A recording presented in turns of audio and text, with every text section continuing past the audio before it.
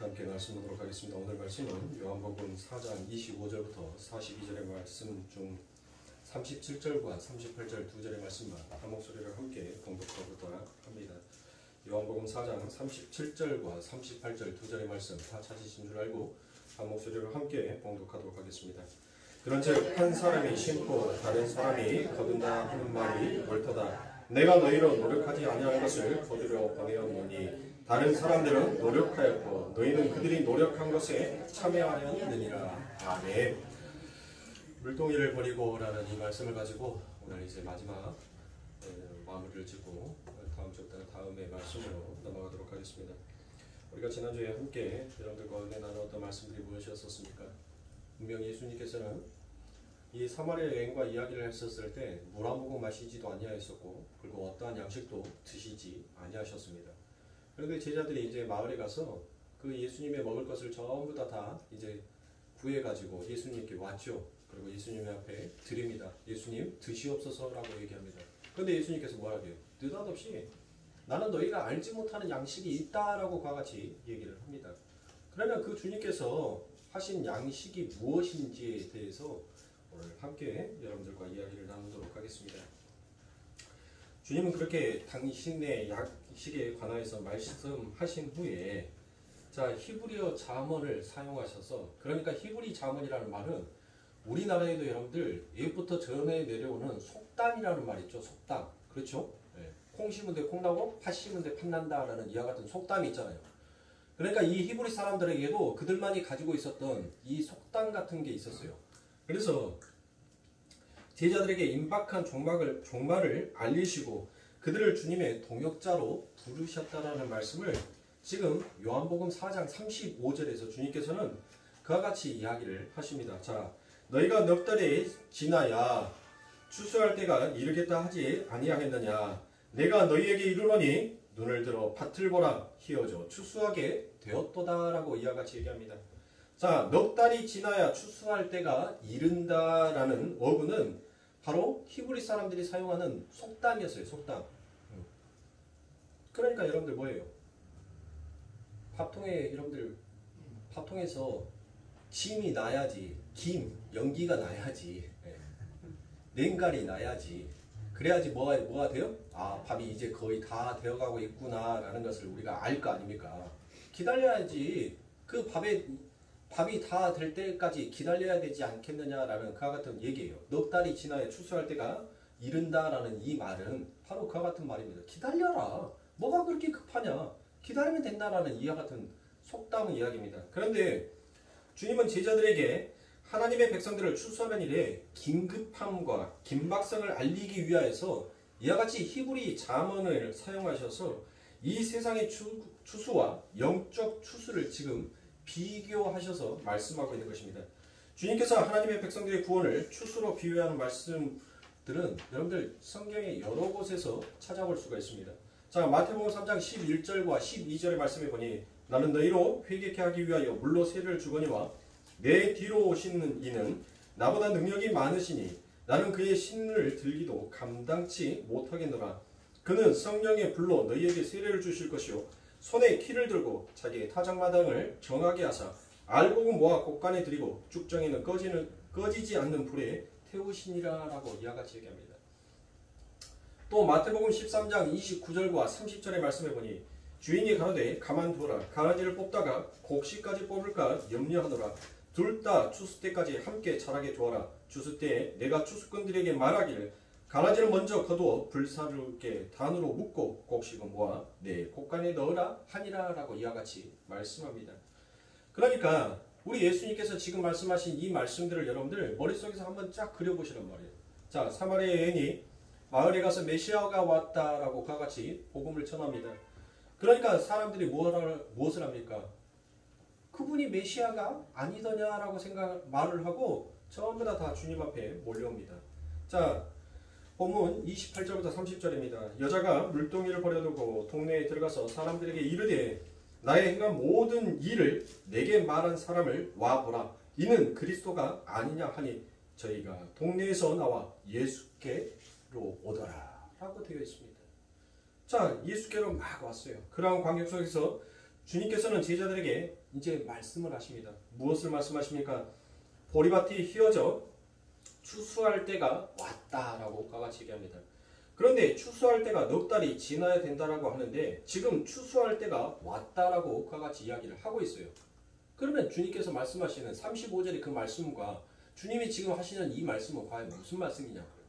그러니까 제가 여러분들에게도 방금 읽어드렸던 것처럼 추수하는 일의 그 긴박성과 그 다음에 그 일이 얼마나 시급하고 긴급한 일인지를 주님께서는 지금 이야기하고 계시는 것입니다.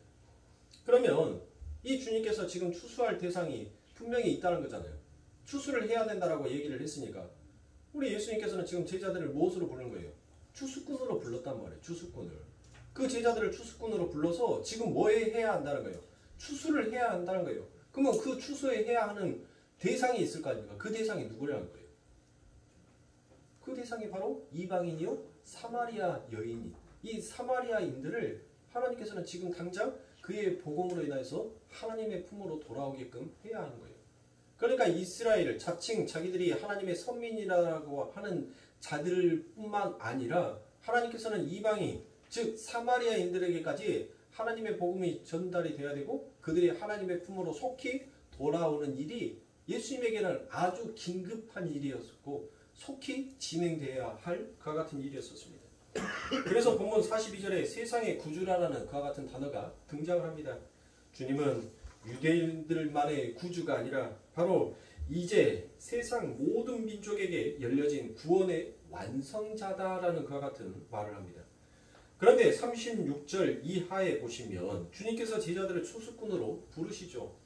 제자들은 니고데모나 사마리아 여인이 그랬던 것처럼 주님의 그 말씀을 무엇으로 받아들였습니까? 영적인 말씀으로 그들이 받아들인 것이 아니에요. 그들은 무엇으로 봤어요? 세상적인 말씀으로 받아들였단 말이에요. 그래서 그들이 엉뚱한 이야기를 하는 거예요. 이 사마리아 여인이 우리 주님께서 무엇을 말했어요? 내가 영원히 마르지 아니하는 그와 같은 생수를 너에게 주겠다라고 그와 같이 얘기를 하지 않습니까? 그러니까 그 물 주세요라고 얘기를 하잖아요. 그러니까 우리 주님께서 주고자 하는 그 물이 무엇인지를 이 여인은 알았어요? 몰랐어요? 몰랐다는 거예요. 몰랐어요. 몰랐으니까 그 물, 세상적인 거, 그거 내게 채워주세요라고 얘기를 한 거예요. 보세요. 지금 예수님의 제자들도 뭐예요? 예수님의 제자들도 똑같은 얘기를 한단 말이에요. 똑같은 이야기를. 그들이 무엇을 얘기했어요? 야, 누가 예수님한테 먼저 먹을 거 갖다 준 사람이 있냐? 하고 서로 얼굴을 보면서 고개를 갸우뚱거렸다는 거예요. 지금 예수님께서 말씀하시고 있는 것은 뭐예요? 예수님께서 말씀하고 계시는 것은 지금 너희들의 양식은 육신의 양식이 아니라 내가 말하는 것은 무슨 양식이라는 거예요? 영의 양식을 이야기하고 있다는 거예요. 내는 너희들에게 이 영의 양식을 나누어 주기 위해서 이 땅에 온 자지 너희들의 육신의 배고픔을 해결하기 위해서 내가 이 땅에 온 자가 아니다라는 거예요. 그러니까 무슨 말이에요? 이 전라도 말로 하면 참 거시기 하니까 거시기 하죠. 네. 아, 왜 전라도 사람들이 왜 말귀를 못 알아먹어요? 여기 서울 사람도 아니고 서울 사람들한테 가고 야, 참 거시기하게 거시기 해본다. 그렇게 하면 뭔 말인지 못 알아먹어요. 그래 눈이 동그래져요. 그래갖고 제 친구 병현이라고 있어요. 제 친구 병현이가 이제 걔는 서울에서 태어났다가 대학교를 이제 광주에 내려와서 대학교 생활을 했어요. 근데 이 친구를 이제 친하게 된 이유가 뭐였냐면 이 친구가 서울 친구다 보니까 전라도 이 비속어를 잘 몰라요. 그래서 뭘 이렇게 먹을 것을 결정을 하려고 신학생들 또 20대 쇠도 녹일 만한 그 나이에 여러분들 밥 먹고 돌아섰는데도 또 배고픈 것이 그 나이거든요. 그래서 밥을 막 매점에 가서 먹고 난 다음에 나왔는데 뭔가가 좀 허전한 거예요. 야, 거시기 않게 거시기 해본다. 야, 가자. 옆에서 뭔 말인지를 모르고 안절부절을 하는 거예요. 거시기? 뭘 거시기? 지금 밥 막 먹고 나왔는데 뭘 거시기하고 어디를 가자는 거예요? 화장실 가자는 거예요? 저 지금 밥 먹고 나왔고 급한가? 말귀를 못 알아먹고 가더라고요. 그래서 나머지 옆에 있는 이제 전라도 친구들은 야, 거시기 하니까 밥이 오늘 좀 시원찮았으니까 밥 좀 조금 더 채울러 더 먹을러 저 밑으로 분식집 가자. 그 말을 이제 다들 알아먹고 그래 가자 하고 이렇게 하고 있는데 그 친구만 뭔 말인지를 못 알아먹고 가만히 있는 거예요. 보세요. 우리 주님께서 주님과 함께 뭐 했어요? 주님과 함께 그들이 함께 생활했고 함께 먹고 잤다면 우리 주님이 야 거시기 해분다 그러니까요 주님 참 거시기 해분해요 라고 이렇게 화답을 해줘야 될 거 아닙니까? 근데 뭐라고 하는 거예요? 도대체 지금 뭔 말을 하는 거야? 제가 서울에 군대에 제대해가지고 군대에 휴가 나가서 서울에 친구들이랑 같이 밥 먹으면 고깃집을 가요. 항상 이제 고깃집을 가서 고기를 먹는데 서울에서 이제 고기를 먹는데 고기가 얼마나 질리던지 잘 잘라지지가 않는 거예요. 그래서 고기 자르는 가위로 그것을 참아 다 구운 고기를 자르기가 그래서 아르바이트생한테 저기요 이모 가세 하나 빨랑 갖다 주시오 하니까는 네? 아니 가세 갖다 주라고 그러니까 계속 갖다 주는 것이 젓가락 갖다 줘 숟가락 갖다 줘 이렇게 연병하고 있는데 진짜 말귀를 못하고 가세 갖다 주라기는 요거 갖다 주라고 이렇게 그러면 가위 갖다 주라고 말씀하셨어야지요. 저한테 그러더라고요.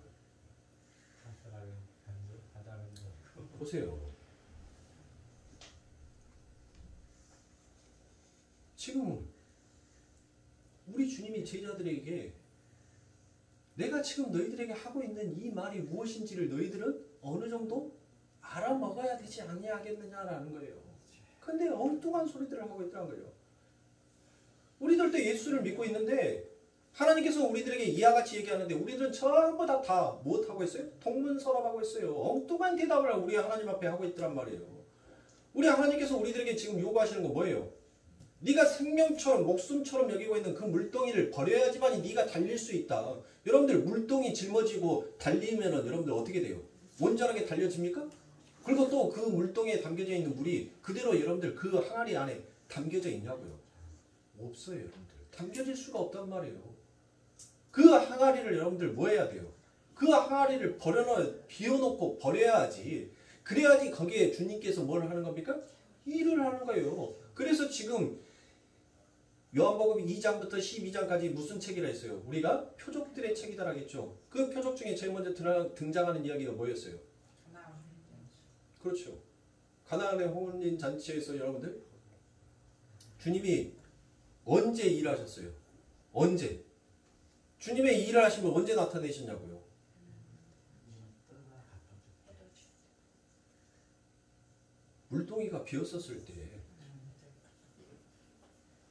물동이가 비었었을 때 그때 드디어 주님의 그 역사하심이 주님의 그 일하심이 그 안에 채워지더란 거예요. 비워줘야지만이 주님의 것이 그 안에 채워줄 수 있다는 거예요. 지금 이 사마리아 여인에게도 그 얘기를 하는 거예요. 너희들이 지금 세상의 것으로 인하여서 목숨을 걸고 그 항아리에 물이 쏟아질까봐 그것을 지키고 있으면 결국 내 것이 그 안에 절대로 채워질 수 없다는 거예요. 하나님께서는 그래서 뭐 합니까? 그 항아리를 깨버리는 거예요. 율법의 항아리를 깨버리는 거예요. 우리가 갖고 있는 인간의 선민 사상이라는 그 모든 사상들을 깨버리는 거예요. 그것을 깨놓고 이제 하늘의 물동인 예수 그리스도께서 너희들의 삶 가운데 채워짐으로 너희들에게 이제 주어서 진짜 너희들의 삶이 가나의 혼인잔치 그 기쁨의 즐거움의 잔치가 되게끔 만들어줄 수 있다는 이야기를 지금 이 사마리아 여인의 이야기를 통해서 하고 있는 것입니다. 근데 여러분들 뭐 하세요 지금? 다 여러분들을 채워지는 목숨처럼 여기는 그 물동이 어떻게 해서든 여러분들 안 깨지려고 안 뺏기려고 열심히 지키고 있잖아요. 부둥켜 안고 있잖아요. 근데 하나님께서는 못해요? 네 지켜봤자 내가 반드시 그 항아리 깨버리겠다는 거예요. 깨고 내 항아리로 너희들의 삶 가운데 채워주시겠다는 것입니다. 내 항아리로 너희들에게 진짜 생명의 물이 진짜 그 축제가 될 수 있는 그 포도주가 되어서 너희들의 삶에 내가 즐거움과 축복을 주겠다라고 우리 주님께서 말씀하고 계시는 것입니다. 그러므로 사랑하는 성도님들 깨셔야 돼요. 우리들의 항아리를 비워야지 그래야지 주님께서 채워주시는 겁니다. 그런데 그 항아리는 여러분들 어떻게 깨져야 돼? 에레미야에서 우리가 함께 보았죠? 하나님께서 그 도자기를 깨버리는데 그 그릇을 깨는데 어떻게까지 깨버리신다고요? 그 항아리로 물을 떠서 먹지 못할 만큼 하나님께서는 산산이 부숴버린다는 거예요. 산산이. 옛날에는 여러분들 그릇이 귀한 시절이었어요. 저는 옛날 사람이 아니지만 옛날에는 굉장히 그릇이 귀하여서 그 항아리가 깨지거나 그릇이 깨지면 그것을 그냥 갖다 버리는 것이 아니라 그 깨진 부위를 가지고 다시 또 재활용하여서 쓸 수 있는 용도로 사용을 했단 말이에요. 그런데 하나님께서는 못 하시는 거예요. 그 용도로 사용할 수 없을 만큼 전부 다 깨버리시겠다는 거예요. 그러니까 결국 뭐예요? 여러분들이 가지고 있는 그 항아리에 물 한 방울도 남겨두지 아니하고 모든 것들을 하나님께서는 전부 다 뭐 하시겠다는 거예요? 그것을 깨서 비워버리겠다는 거예요. 한 방울도 그 항아리에서 남아있으면 아니 된다는 거예요. 그래서 우리 주님께서 뭐 합니까? 십자가에서 뭐 하셨어요? 물과 피를 전부 다 쏟으신 거예요. 여러분들의 삶 가운데 저주가 그 한 방울이라도 남아있으면 하나님의 축복이 그곳에 임할 수가 없으니까 우리 예수님께서 당신이 친히 저주받은 항아리가 되셔서 산산이 깨져버린 거예요. 그 어떤 용도로 또 사용하지 못하게끔. 자, 그럼 보자고요, 여러분들. 주님은 그렇게 미련한 제자들에게 다시 그 추수꾼을 부르고 계십니다.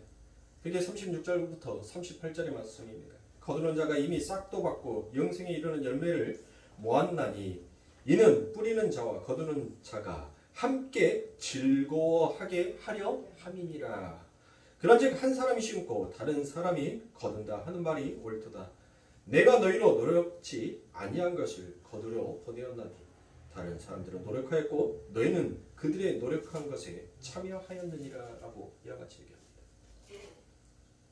자, 여러분들, 우리가 좀 상식적으로 이해가 되지는 않는 말이 나오죠. 어떤 말입니까? 36절 처음에 무슨 말이 나와요? 거두는 자가 이미 싹도 받고라고 이야기합니다. 여러분들, 우리가 누군가를 불러가지고 일을 시키면 못해요.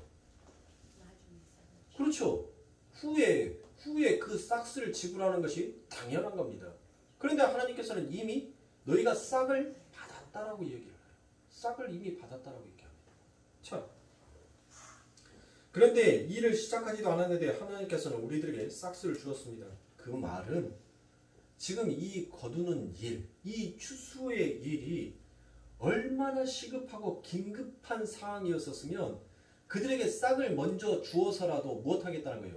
이 열매를 하나님께서는 거두어 두려야 되겠다는 거예요. 거두어야 된다는 거예요. 그러니까 얼마나 여러분들 긴급합니까? 여러분들 한번 보세요.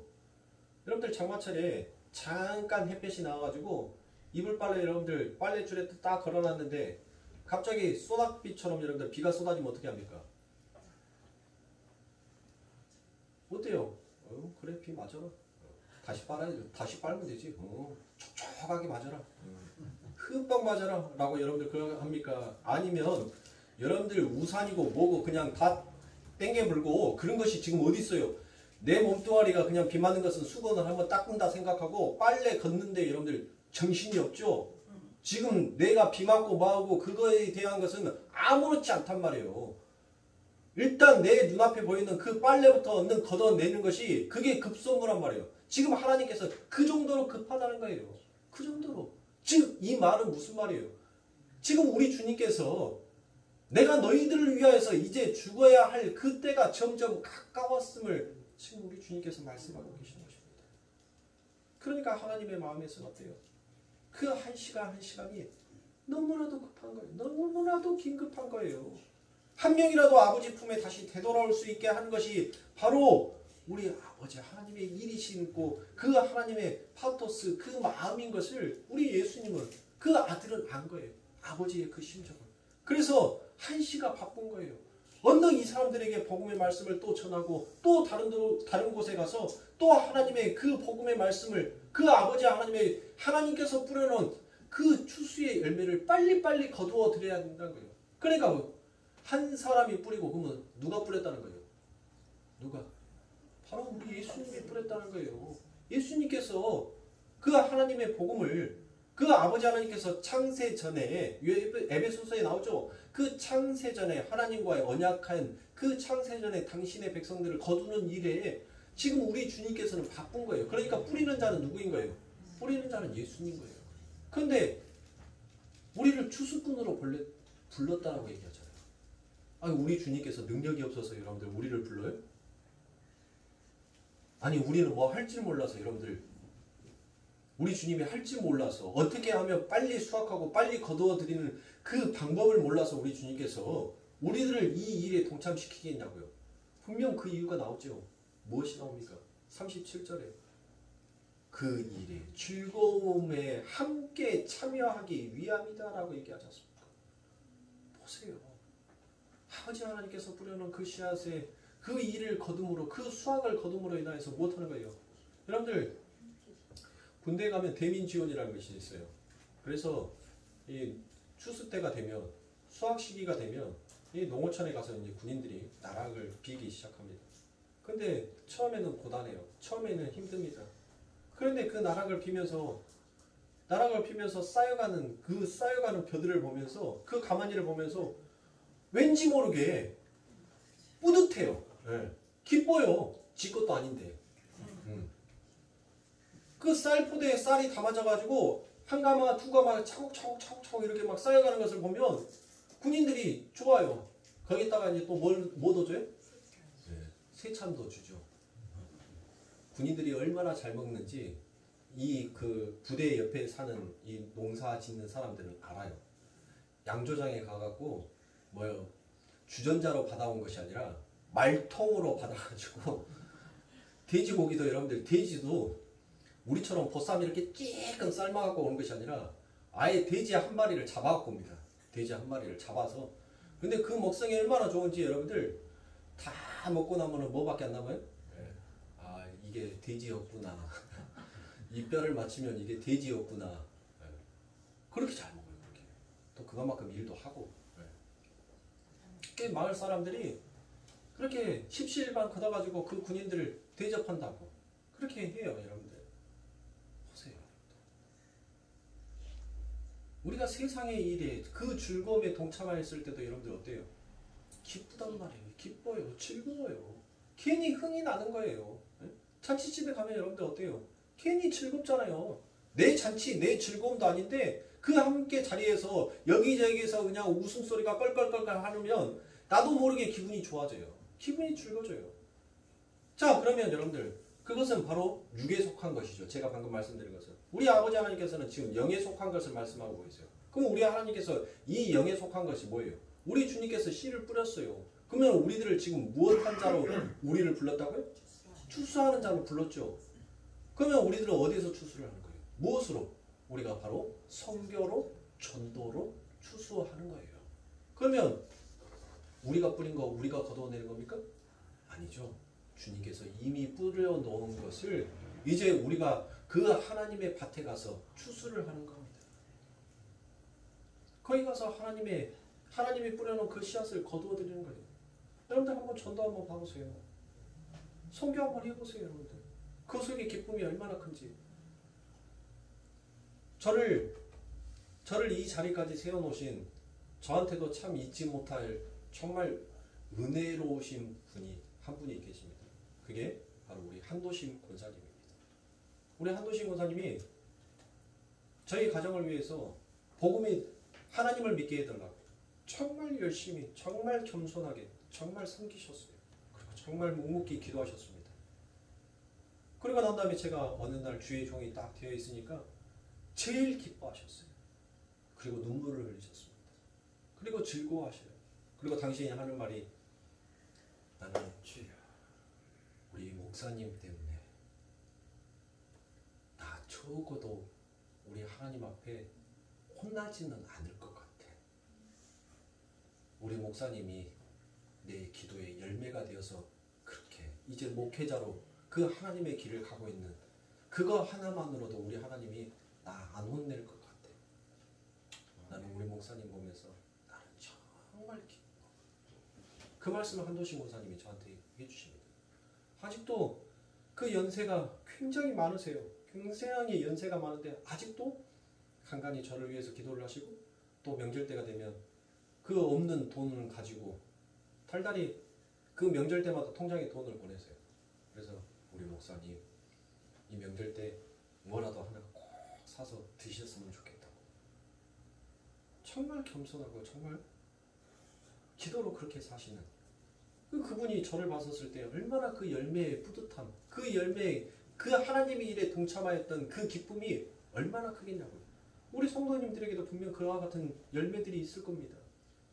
그런 열매들이 여러분들 세상으로 다시 튕겨져 나가지 않냐고 하나님 품에 와가지고 그 하나님 앞에 아름다운 모습으로 성장해가는 그 모습을 보면 여러분들의 삶이 얼마나 뿌듯하고 얼마나 기쁜지 몰라요.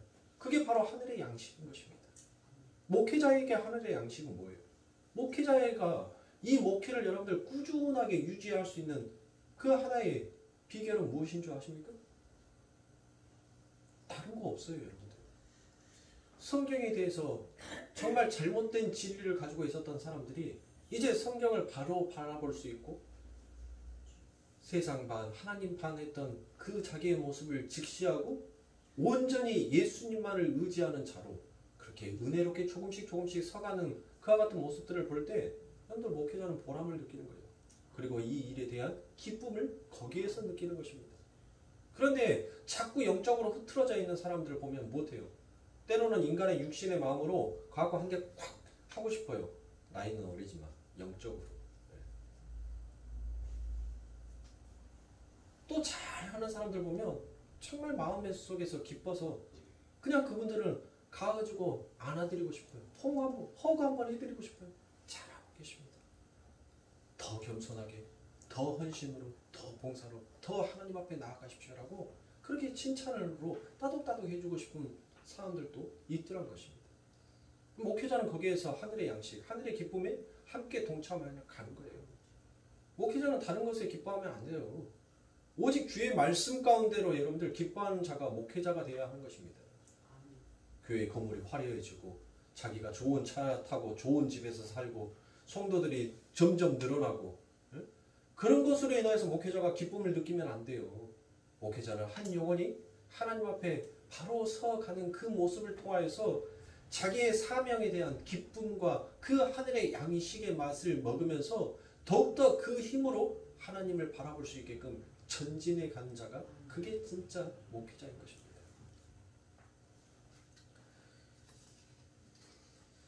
그래서 주님은 그와 같이 말씀하십니다. 그게 바로 내 양식이고 그게 너희의 기쁨이다라고 그와 같이 말씀하십니다. 그러한 거듭의 기쁨이 어떻게 우리에게 주어지게 된 것인지가 바로 37절과 38절 우리가 함께 읽었던 본문의 말씀에 나와 있습니다. 저는 이 사마리아 여인의 이야기 중에서 이 구절이 가장 핵심적인 요절이다라고 그와 같이 생각을 합니다. 37절에 보면 주님께서는 한 사람이 심고 다른 사람이 거둔다라는 말이 사실이다라고 그와 같이 말씀을 하십니다.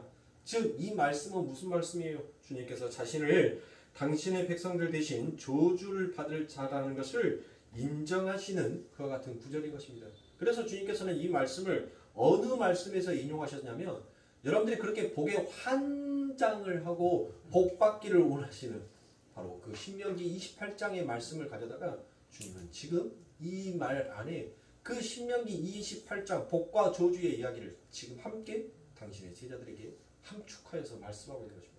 그러니까 이 요한은 여러분들 이 요한복음을 보면 정말 사복음서 중에 복음서 중에 여러분들 참 짜임새가 잘 짜져 있는 책이다라고 볼 수가 있어요.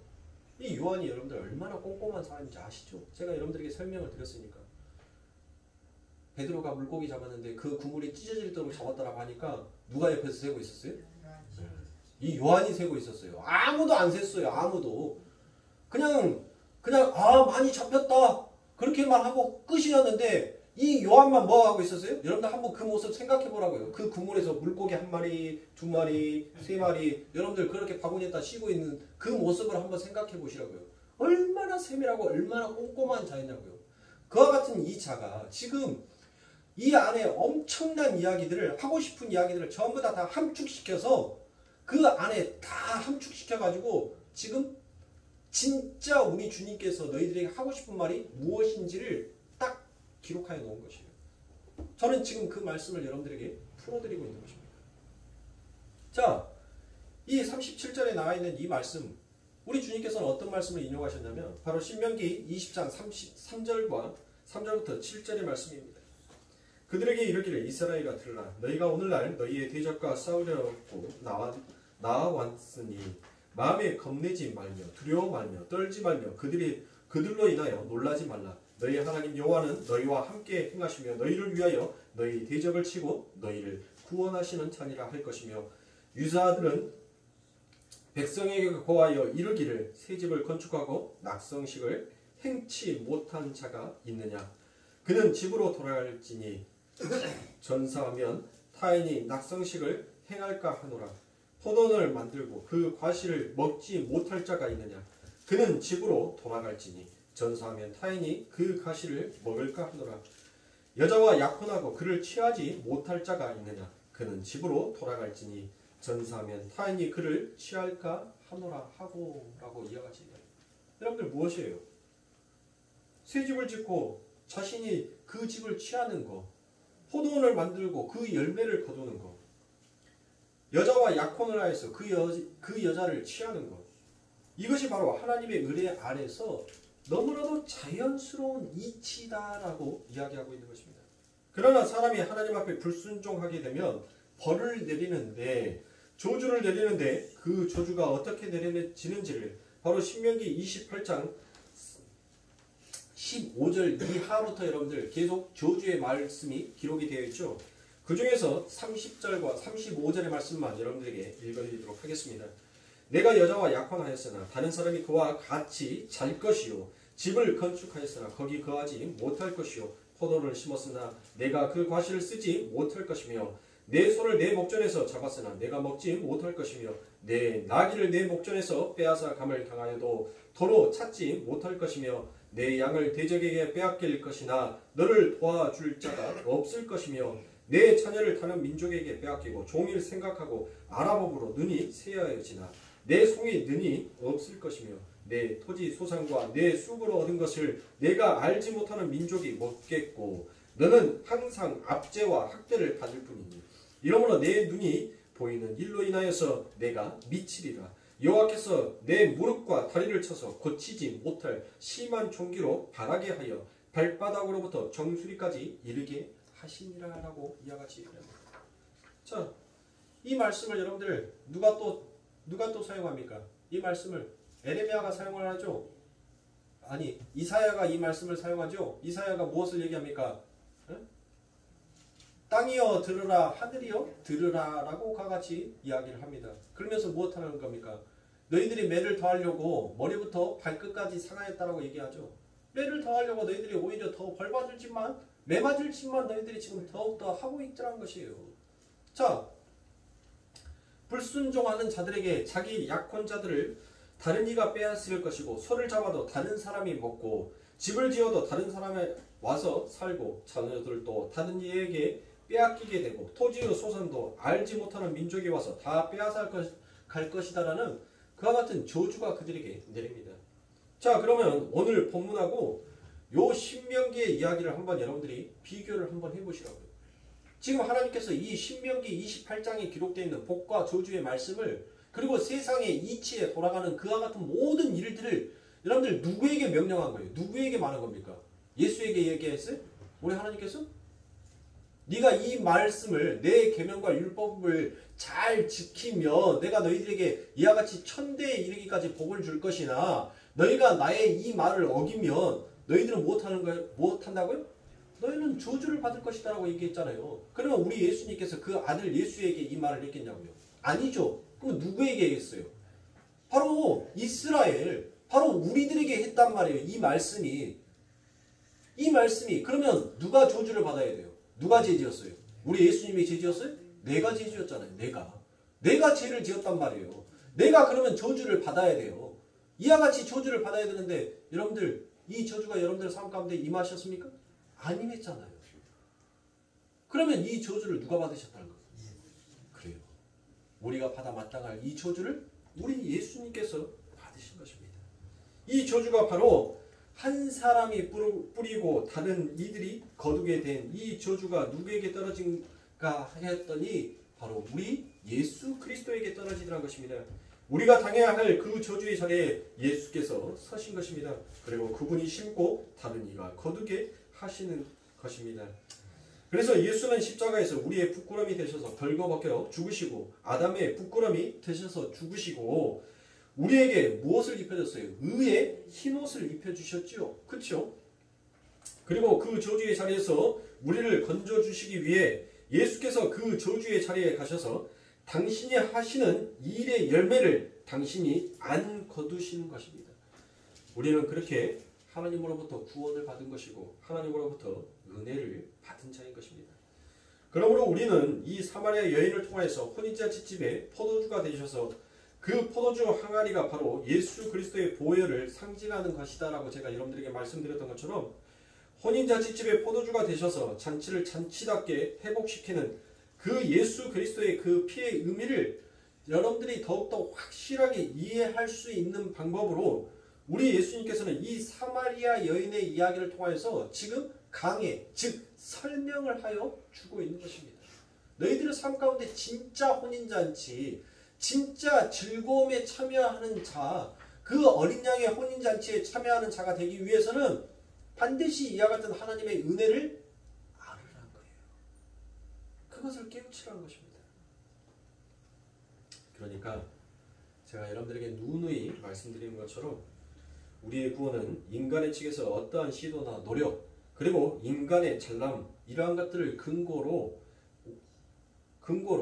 우리에게 구원과 은혜가 임하여 주는 것이 아니다라는 것을 성경은 다시 한번 밝혀 이야기하고 있습니다. 우리는 여전히 그 아버지 하나님의 말씀 앞에 성령이 우리들에게 임재하여 주시지 아니하면 우리는 문외한 자요, 미련한 자요, 어리석은 자이다라는 것이 또 한 번 여러분들 들통이 나지 않습니까? 또 한 번 밝혀지지 않습니까? 그러니까 우리가 지혜로운 자가 아니에요. 우리는 미련하고 어리석은 자라는 거예요. 그런데 그 미련하고 어리석은 자를 우리 아버지 하나님께서 들어서 무엇을 하기 위해서 우리를 들었다고요? 그 아버지 하나님의 영광이 은혜가 무엇인지를 나타내기 위하여서 우리를 들어 쓰신 거란 말이에요. 내가 잘나서 하나님께서 나를 택하여 주신 것이 아니다는 것입니다. 오직 예수 그리스도의 보혈과 그분의 은혜로 우리에게 주어진 것이라는 것을 우리는 이렇게 강력하게 피력하고 있는 것입니다. 여러분, 그러니까 우리가 그러한 주님의 공로와 은혜를 알고 있다면 우리가 전도를 하건 주를 위해서 봉사를 하건 선교를 하건 주를 위하여서 헌금을 하건 그 모든 것들은 여러분들 결코 내가 한 것이 아님을 주님 앞에 고백해야 하는 것입니다. 우리 주님께서 양과 염소의 비유를 놓고 말씀하셨을 때 여러분들 뭐 했다고요? 양은 뭐 했다고요? 양이 뭐라고 고백해요? 주님 앞에. 그쵸? 염소는요? 나 했는데? 나 다 했는데? 여러분들한테 물어보면 전부 다 양이라고 얘기하겠죠. 나는 염소 아니라고. 근데 여러분도 했잖아요. 여러분들 손으로. 헌금 여러분들이 했잖아요. 기도 여러분들은 손으로 했잖아요. 여러분들이 입으로 했잖아요. 예배, 율법의 예배 여러분들 발로 참석했잖아요. 그럼 다 여러분들이 한 거지 누가 한 거예요? 네?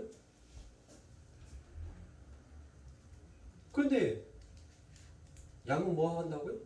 내가 한 것이 없다라고 얘기한다. 왜 양이 한 것이 없다라고 얘기해요? 왜요? 자기의 처음의 자리를 아니까.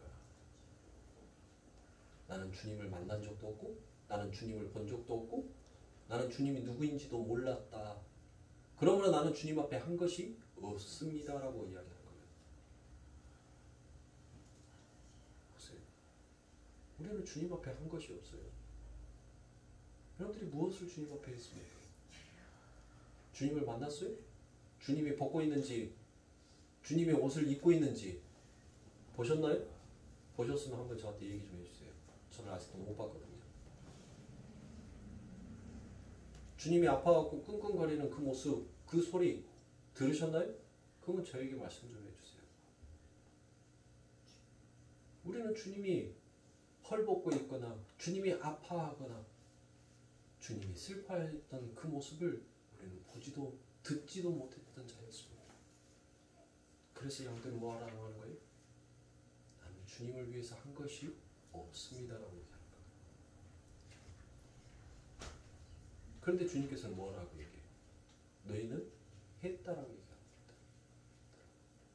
그것이 구원받은 자의 옳은 고백인 것이에요. 나는 주를 위해서 한 것이 없어요. 다 나를 위해서 했지.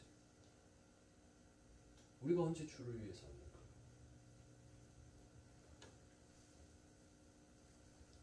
그랬는데 우리들은 늘 우리들의 입으로 주님의 은혜입니다를 찬송하고 있단 말이에요. 얼마나 부끄러운 우리들의 고백이고 얼마나 죄된 우리들의 입술인지 여러분들 정말 우리는 거기까지도 우리는 회개할 수 있는 그 영이 깨어져 있어야 됩니다. 우리 주님, 그 은혜의 주님, 그래서 죄와 허물로 죽어 있던 우리를 위해 당신이 직접 이 땅에 육신을 입고 내려오셔서 우리의 죄가 되셔서 죽으시고 우리가 지켜야 할 모든 율법을 다 지키시고 우리에게 임퓨테이션, 바로 전가시켜주시고 우리를 이렇게 해방시켜 주신 것입니다. 그러니까 일어나 빛을 발하라라는 그 말씀이, 그 외침이 여러분들 똑같은 거예요. 우리들은 이제 죄와 사망의 법에서 깨어난 자이기 때문에 우리는 일어나 걸어야 하는 자인 것입니다. 우리는 하나님의 은혜 아래서 하나님이 주시는 그 감격과 기쁨을, 그걸 그냥 얻어먹고 사는 피조물이지, 우리가 무엇을 하였기에 하나님께서 우리들에게 그와 같이 하늘의 양식을 주시는 그와 같은 하나님이 아니더라는 것입니다. 우리는 늘 하나님을 하나님의 자리에서 파이어 시키고 그 자리에 앉아 있으려고 하는 자들이라는 것이에요. 우리가 얼마나 하나님 앞에 기고만장한 자인지를 우리는 우리의 모습을 통해서 알아야 됩니다. 우리는 우리들의 삶 가운데서 하나님을 늘 파이어 시킨다니까요. 우리 하나님을 늘 해고시켜요. 그러면서 우리들은 뭐라고 얘기하는 줄 아십니까? I don't care. 나는 당신의 뜻, 나는 당신이 내게 말하는 거 별로 알고 싶지 않아요. 당신은 내가 요구하고 내가 원하는 것을 이루어주기 위해 그와 같은 일을 하기 위해 내 삶 가운데 존재하는 사람이지, 나는 당신의 생각을 알고 싶지 않습니다. I don't care. 우리는 거의 다 이와 같이 가고 있다고 합니다.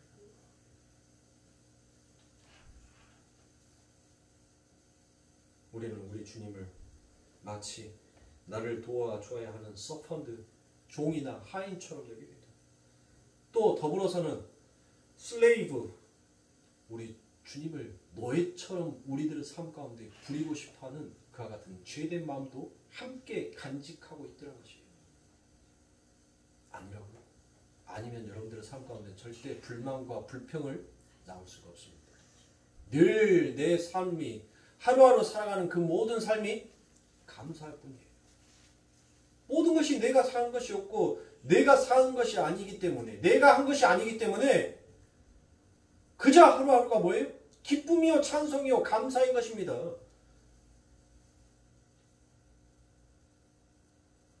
여기까지 우리가 내려갈 수 있냐고요? 여기까지 인정하실 수 있냐고요?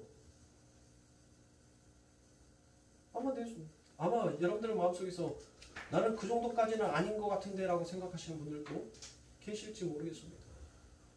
그러나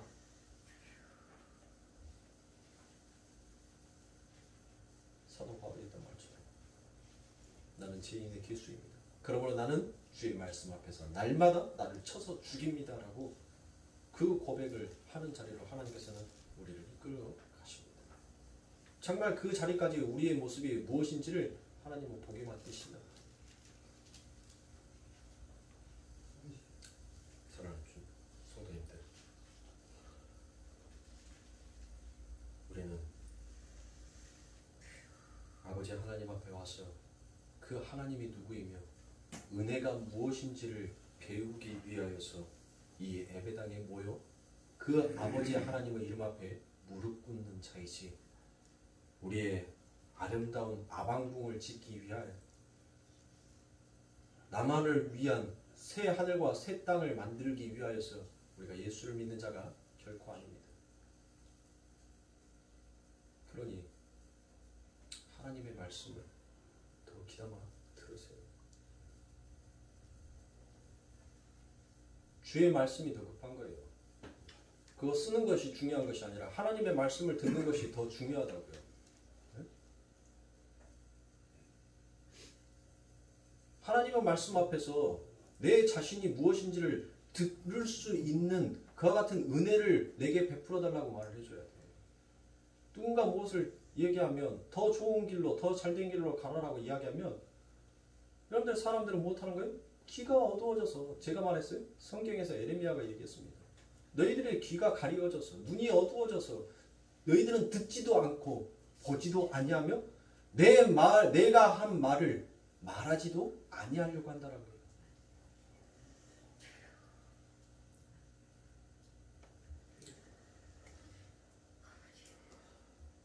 정말 우리는 하나님의 은혜가 무엇인지를 다시 한번 깊이 생각하시고 정말 주의 은혜 앞에 돌아가는 우리들의 삶이 되어야 합니다. 그래서 이제 마지막 절 요한복음 40절과 42절까지의 말씀을 읽어드리도록 하겠습니다. 사마리아인들이 예수께 와서 자기들과 함께 유하기를 청하니 거기서 이틀을 유하심에 예수의 말씀을 인하여 믿는 자가 더욱 많아 그 여자에게 말하되 이제 우리가 믿는 것은 내 말을 인함이 아니니 이는 우리가 친히 듣고 그가 참으로 세상의 구주이신 줄 알미니라 하였더라라고 과같이 얘기합니다. 하나님의 백성들이 하나님께 돌아오는데 전도자의 지혜나 전도자의 언변이나 전도자의 학식으로 그들이 도움이 되어서 하나님 앞에 돌아오는 것이 결코 아니더란 것입니다. 그들이 누구의 말을 듣고 돌아오는 거예요? 그렇지요. 예수의 말을 듣고 돌아온 것입니다. 복음을 전하는 목사가 말이 어눌하고 여러분들 지혜가 부족한다 할지라도 하나님께서 그에게 총명을 주셔서 예수 그리스도 하늘의 하나님의 말 참된 선지자의 말을 하게 한다면 그 속에는 반드시 하나님의 말씀은 살아 역동력 힘이 있어서 살아 움직이는 힘이 있어서 그들을 반드시 그 죽음에서 일으키게 하는 그 권세의 능력이 있더라는 것이에요. 그래서 하나님께서는 일어나라라고 얘기합니다.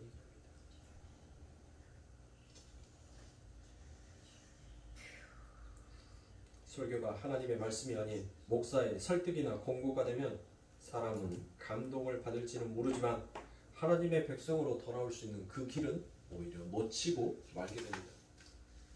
많은 이야기를 해주고 그러한 감동적인 이야기를 전해주면서 사람들을 울려주면 여러분들 그 사람들이 결국 하는 말이 무엇이다라고 얘기합니까? 대부분 눈물 한번 조금 흘리게 해주고 감동의 메시지가 여러분들 자기의 심금을 울리게 하면 맞아요. 그러고 가는데 그 사람이 정말 하나님의 백성으로 돌아오지는 않더란 것입니다. 죄인이 그 죄인의 자리에서 하나님의 백성으로 돌아올 때에는 오직 하나님의 말씀만이 그의 삶 가운데 유효할 뿐입니다. 그러니까 목사의 설교는 예언, 나엘이나 재밌는 코믹한 이야기나 이런 것들을 점철이 되면 여러분들 안 돼요. 안 되는데 할 수밖에 없는 것이 왜예요? 그런 얘기들을 안 해주면 뭐하니까? 좋으니까 따분하고 지루해서 엉뚱한 생각을 하니까. 지금 여러분들 제가 설교를 시작한 지 거의 한 40분 시간이 지나갑니다. 이제 설교를 마무리 지을 거예요. 어른들도 40분 이상이 넘어가면 집중력이 떨어져요. 그래서 이제 설교를 마무리를 지을 겁니다. 제가 이 40분 설교를 했었을 때 우리 성도님들 눈이 언제 제일 반짝반짝한 줄 아세요? 거시기 하니까 참 거시기 해보라이. 제가 그 말 했었을 때 눈이 제일 반짝반짝했어요. 그러고 난 다음에 그 거시기 얘기가 딱 빠져버리고 이제 성경의 말씀으로 거시기 해보니까 전부 다 눈들이 거시기 해보더라고요.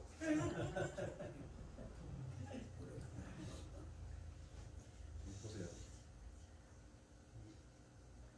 이렇게 해줘야지만 또 성도들이 한바탕 웃으면서 또 흐트러졌던 그 마음과 정신을 잡을 수 있으니까. 그러나 우리가 가야 할 방향성, 설교자가 끌고 가는 그 길은 절대 잊어서는 안 되는 거예요.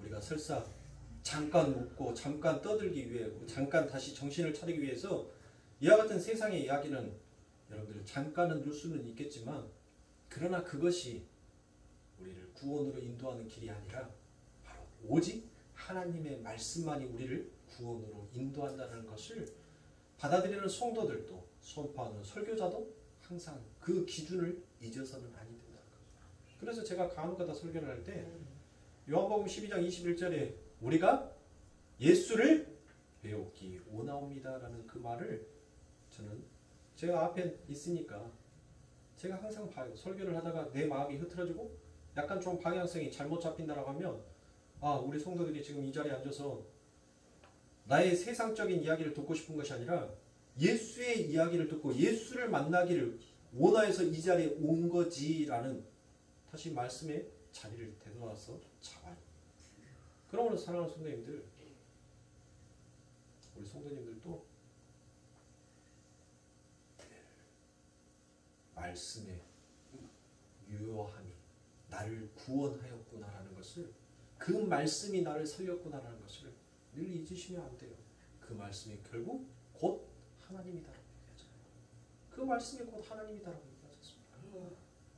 그러므로 사랑하는 성도님들, 늘 여러분들의 삶 가운데 주님을 붙잡고 늘 여러분들의 삶 가운데 주님을 바라보는 그와 같은 자의 삶을 사십시오.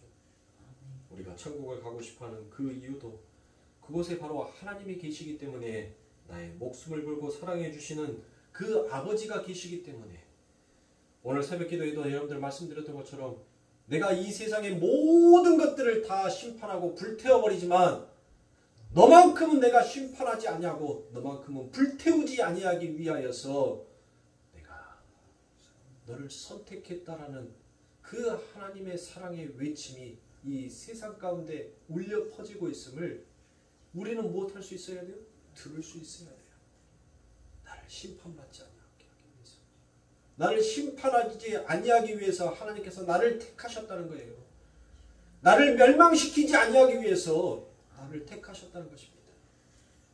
다른 사람은 멸망시켜도 너는 내 아들이기에, 너는 내 딸이기에 내가 너를 멸망시키지 않기 위하여 너를 선택했고 너를 택하였고 나의 하나밖에 없는 목숨까지도 나는 너를 위해서 던졌다라는 그 하나님의 외침을 듣지 못하는 자들은 결국 그 마지막 날에 하나님의 심판과 멸망을 건너뛸 수가 없을 것입니다.